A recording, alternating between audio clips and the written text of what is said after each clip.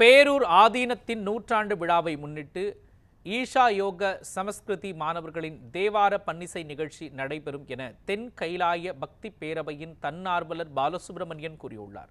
இது தொடர்பாக சென்னையில் செய்தியாளர்களுக்கு பேட்டியளித்த பாலசுப்ரமணியன், இளைஞர்கள் மத்தியில் தேவாரம் குறித்த விழிப்புணர்வை ஏற்படுத்தும் நோக்கத்தில் சத்குருவின் வழிகாட்டுதல்படி சமஸ்கிருதி மாணவர்கள் தமிழ்நாடு முழுவதும் பிரசித்தி பெற்ற கோயில்களில் தேவார பன்னிசை நிகழ்ச்சிகளை நடத்தப் போவதாக தெரிவித்தார்.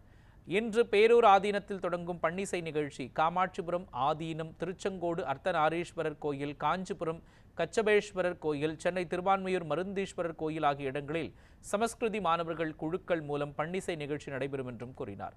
திருஞான சம்பந்தர், சுந்தரர், திருநாவுக்கரசர் உள்ளிட்ட மகான்கள் பக்தி பரவசத்தில் உருவாக்கிய கலாச்சாரம் தமிழ் மண்ணை சார்ந்தவை என்று கூறிய அவர், தேவார பன்னிசையை அனைவரும் கேட்க வேண்டும் என்றும் கூறினார்.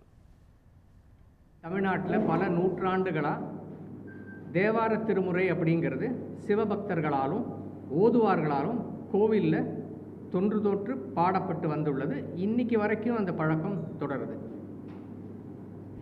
ஸோ அந்த ஒரு மரபுடைய தொடர்ச்சியாக தான் சத்குரு குருகுலத்தில் அங்கமான சம்ஸ்கிருதி மாணவர்கள் அவங்களுக்கு சின்ன வயசுலேருந்தே பாரம்பரியமான முறையில் தேவாரம் சொல்லி கொடுக்குறாங்க. ஸோ அந்த சம்ஸ்கிருதி குழந்தைங்க தான் இப்போது தமிழ்நாட்டில் ஒரு 12 பிரசித்தி பெற்ற பாடல் பெற்ற ஸ்தலங்களுக்கு போய் அந்த தேவாரத்தை அதனுடைய பாரம்பரியம் மாறாமல் வழங்க இருக்காங்க, அந்த பண் இசையில் வழங்க இருக்காங்க.